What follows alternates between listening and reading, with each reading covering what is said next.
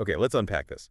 Today, we're looking at a massive financial institution's 2021 annual report. And this really isn't just a financial summary, it's a blueprint for a dual transformation during a very tricky time. It really was a tightrope walk. Our source material lays out the economic environment pretty starkly.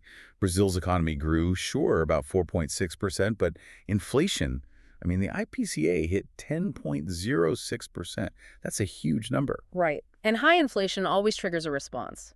The central bank's key interest rate, the ESCLIC, was already at 9.25% by the end of the year. With everyone expecting to climb even higher. So you've got this massive economic headwind blowing right at the entire financial sector. Exactly. So against that backdrop, the results in this report are, well, they're pretty astounding. A recurrent net income of $27.7 billion. And an 18.8% return on equity. They weren't just surviving the storm, they were thriving in it. So what was the key? How did they manage to keep that momentum going with so much pressure? I think that's the real story here. It's resilience, but not passive resilience. It's resilience through a complete reinvention.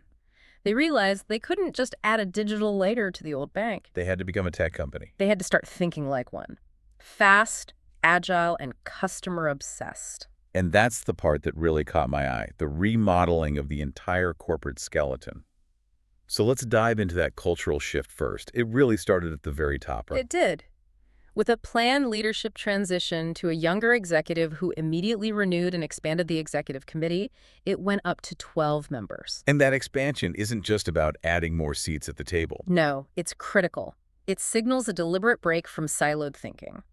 The idea was to get the entire top leadership aligned on the new priorities from day one: client satisfaction, efficiency, digitalization, and just aggressive growth. And the tool they used to spread that thinking through the whole company is, I think, fascinating. This pivot to a flatter structure built around communities. Or squads, as you'd hear in a tech company. These are multidisciplinary teams. You have tech people, designers, and business strategists all in one unit, solving one problem. It breaks down the walls between departments. Completely. And this wasn't some small pilot program. They were aiming for over 20,000 employees working in this agile system by the end of 2022. That's a full-scale migration. And you can see the results of that integration in the speed metrics. This number is wild. Today, the company performs over 300 system deployments in a single day. And back in 2016, Fewer than 20. It's an exponential leap. and that's not just a nice technical stat, it's a massive competitive advantage. It means you can launch new features, test ideas, fix bugs 15 times faster than your old school competitor. You're basically neutralizing the key advantage that a small, nimble fintech startup would have. That's the goal. Now, that kind of speed isn't cheap to build. The report shows their tech spending grew by 60% over 2 years. But they turn that spending directly into efficiency. They did.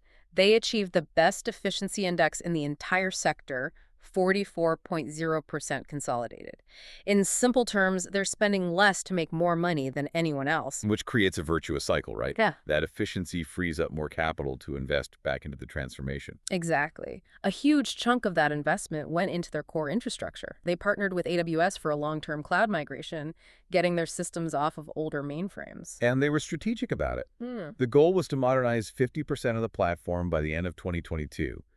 But they focused on the parts that deliver the most value to the client. Right. Their own assessment was that modernizing that first 50% covers, and I'm quoting here, practically 80% of what is most relevant to the customer experience. And to power all this, they went on a hiring spree, over 3,000 new tech specialists. And they built the largest AWS certification program in Latin America. You can't just buy the tech, you have to build the culture and the talent to run it. So this massive internal engine they built.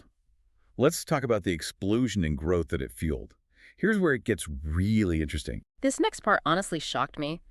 The customer acquisition numbers look like they belong to a hyper-growth startup, not a legacy financial giant. Tell me about it. We're talking 22.8 million new clients acquired through digital channels in 2021. And that's a 256% increase over the previous year.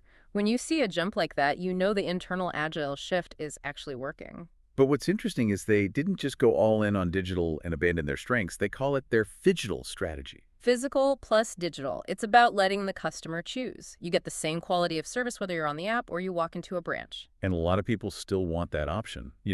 For a complex mortgage or an investment question, sometimes you just need to talk to a person. Absolutely. And their customer satisfaction scores prove it works. Their Net Promoter Score, or NPS, was high across the board, 80 for digital services and 82 for physical branches. They didn't sacrifice loyalty for growth. And they launched some really targeted digital products to go after new markets. Let's start with the Whitey.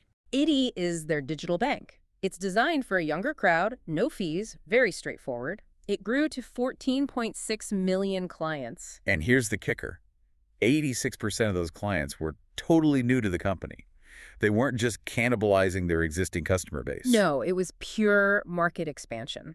And they innovated in other ways, too. The report mentions that Ishidi launched an award-winning physical card designed for visually impaired customers. That's incredible. It shows a real focus on inclusion, not just a race for users. Yet on the other end of the spectrum, you have Ion. Right, their investment platform. This is for a more sophisticated user. It's a modernized brokerage service that gives you a consolidated view of your assets and offers personalized advice. A hybrid model. You get the power of digital tools, but you can also connect with a human expert. And it took off over 500,000 dedicated clients very quickly. They also just attacked the small friction points in banking, things like the Pula Parcella option for mortgages. Which lets you skip up to 2 payments a year right from the app. It's a simple thing, but it makes a huge difference in convenience. Or piloting a way to open a full account just using WhatsApp, they're removing barriers everywhere. Of course, at the same time, the whole landscape is getting more competitive because of regulatory changes like open finance. It basically forces banks to share data via APIs if the customer consents. And the company's reaction here is really telling. They acknowledge it increases competition, but they're confident that their modern platform and superior data analytics will let them use that shared data to create better, more personalized offers for customers. They see it as an opportunity, not a threat. They see it as a chance to prove they're the best. And they have the financial muscle to back that confidence up.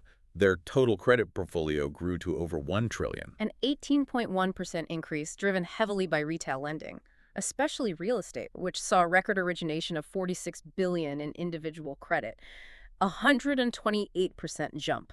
The transformation is clearly funding this growth. If we connect this impressive financial strength to the bigger picture, we see where they are channeling that enormous capacity, the ESG imperative. Right. This is where scale truly matters. The central commitment here is just. It's hard to get your head around the number. They committed to contributing $400 billion by 2025. $400 billion to promote a sustainable, green, and inclusive economy. But I have to ask, how much of that is genuinely new investment versus just, say, relabeling existing credit lines? Does the report get into the specifics? That's always the right question to ask.